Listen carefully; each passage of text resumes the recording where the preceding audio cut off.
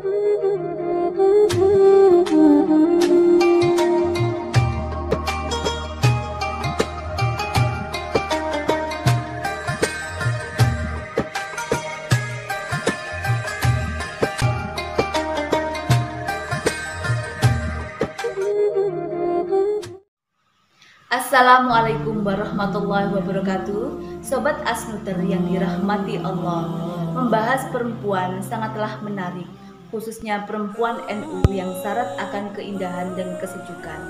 Namun saat ini peranan perempuan NU ditantang untuk membendung deradikalisasi, khususnya radikalisasi pada generasi milenial, agar perempuan bangsa ini dapat menjadi penyejuk dalam upaya deradikalisasi.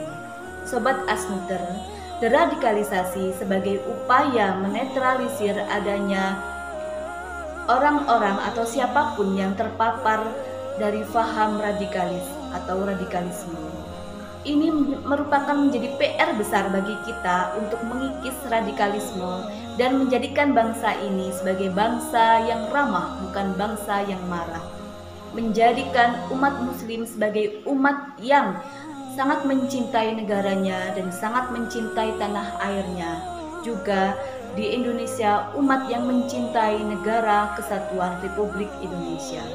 Sebagaimana dawuh Mbah Kiai Haji Hasyim Asy'ari, yakni hubbul waton minal iman, cinta tanah air sebagai bagian dari iman.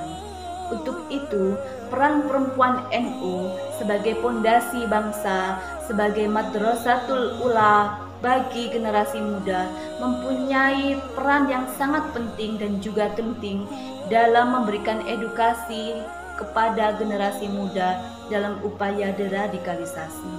Salah satu contohnya, kita harus senantiasa mengedukasi generasi muda, anak didik kita, putra-putri kita dalam mencintai dan menggali ideologi-ideologi Pancasila maupun 4 pilar kebangsaan, yakni PBNU, Pancasila, Bhinneka Tunggal Ika, NKRI, dan Undang-Undang Dasar 1945. Dengan cara-cara seperti itu, kita akan semakin mengenalkan kepada generasi muda, yakni bagaimana pentingnya Islam wasatiyah atau Islam kebangsaan. Dan hal ini juga dicontohkan oleh Nabi besar Muhammad SAW dengan mencintai negaranya, yakni kota Madinah, melalui lahirnya Piagam Madinah.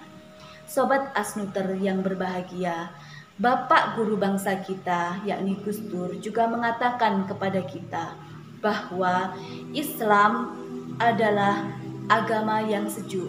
Islam adalah agama yang ramah. Islam bukanlah agama yang marah. Untuk itu, betapa pentingnya kita mencintai negara kita dengan pondasi agama Islam yang benar, yakni Islam Aswaja An-Nahdliyah. Dengan cara kita semakin menggali dan mengetahui bagaimana pedoman-pedoman aswaja dalam berbangsa, bernegara maupun berkehidupan sehari-hari.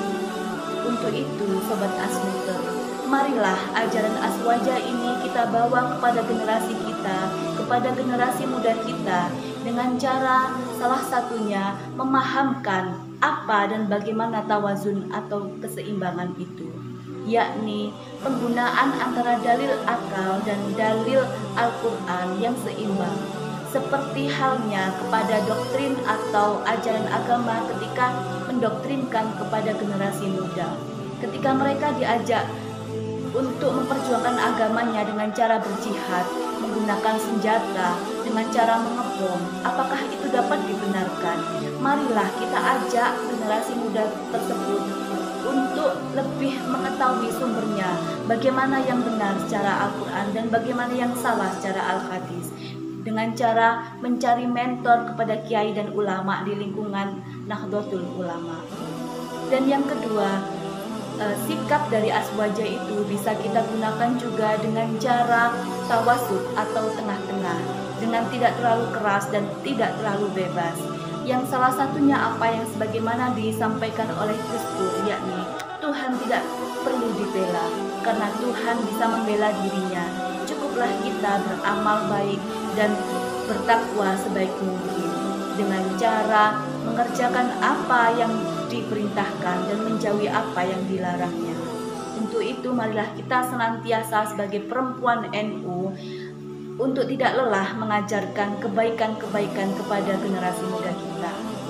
Yang salah satunya sebagaimana di dalam Al-Hadis mengatakan, An-nisa'u imadul bilad fa'ida solihat solihal bilad fa'ida fasadat fasadal bilad, yang artinya perempuan adalah tiang negara, dan jika baik perempuannya maka baiklah negara tersebut, dan jika buruk perempuannya maka rusaklah negara tersebut.